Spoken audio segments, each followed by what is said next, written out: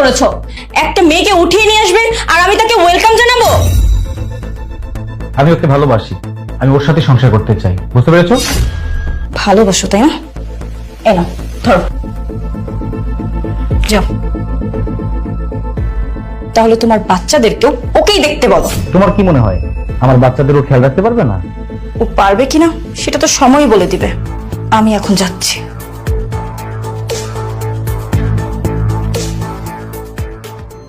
শিমলা, তুমি কি পারবে না ওদের দেখে শুনে রাখতে? কেন পারবো না? তোমার বাচ্চাই তো আমার বাচ্চা। তোমার প্রতি পূর্ণ আস্থা আছে আমার। নাও ধরো।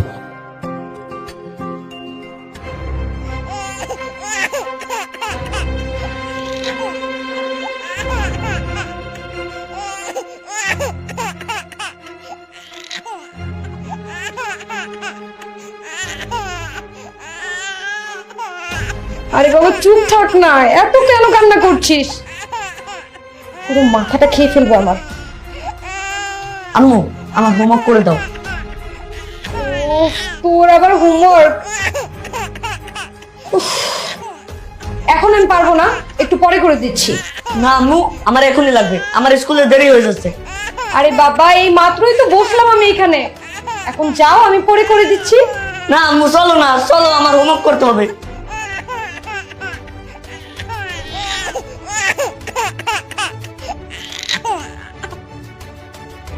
আম্মু, আম্মু এদিকে আসো না।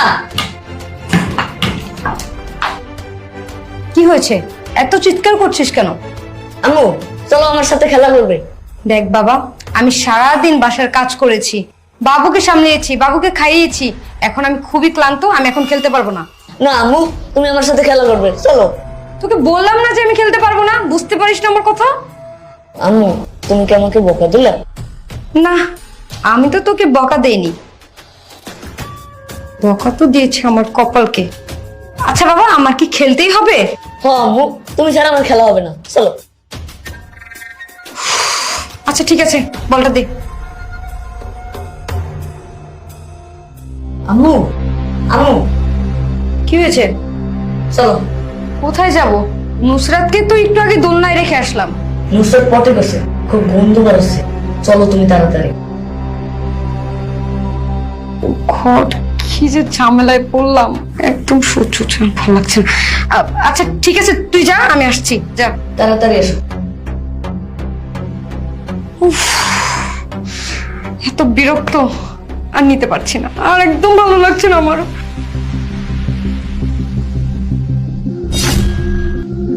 আপনি আপনি এখানে কেন? আমি আমার বাচ্চাদের দেখতে এসেছি। কেন, এখানে আসা নিষেধ নাকি? না নিষেধ না, কিন্তু আপনি না আসলেও পারতেন, কারণ আপনার বাচ্চাদেরকে আমি ভালোই রেখেছি। তারপরও আমার সন্তান তো, তাই আমি নারীর টানে চলে আসি। তবে এটা শুনে ভালো লাগলো যে তুমি আমার বাচ্চাদের ভালোভাবে দেখাশোনা করছো। তুমি ওদের কষ্ট দিও না, এটা আমার রিকোয়েস্ট। ভালো থেকো।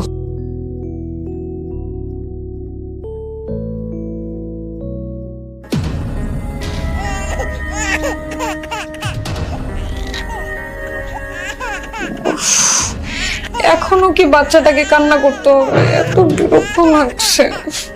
আম্মু আমাকে একটু শিশু করাতে নিয়ে যাবে? এখন আমাকে ওকে ইস্যু করাতে নিয়ে যেতে হবে? আমার তো ঘুমের 12টা বেজে গেছে, তার মধ্যে ওর বাবাও আসেনি, কি যে একটা অবস্থাতে পড়েছি আমি। চল বাবা চল। আচ্ছা তাহলে চলো।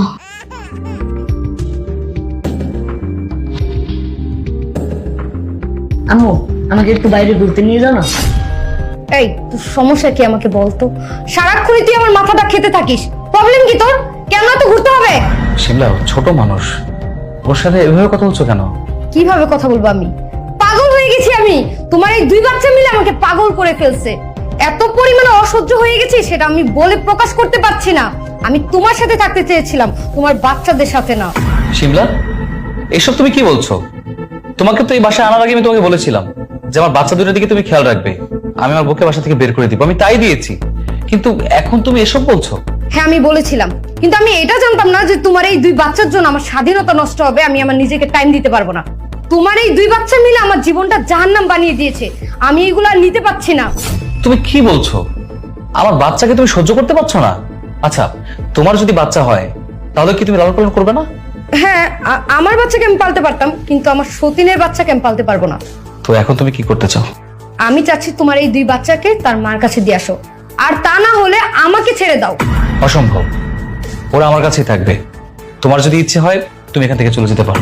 আশিক, তুমি না আমাকে ভালোবাসো, আজকে তোমার এই 2 বাচ্চা বেশি আপন হয়ে গেল আমার থেকে। ঠিক আছে, আমার সবকিছু বোঝা হয়ে গেছে। তুমি তোমার মতো থাকো, আমি আমার মতো স্বাধীনভাবে থাকি। আমি আর তোমার বাচ্চাদের দায়িত্ব নিতে পারবো না, আর তোমার সাথে আমি থাকতে চাই না। ধরো, তোমার বাচ্চাদের তুমি সামলাও, আমি সামলাতে পারবো না। আমি গেলাম।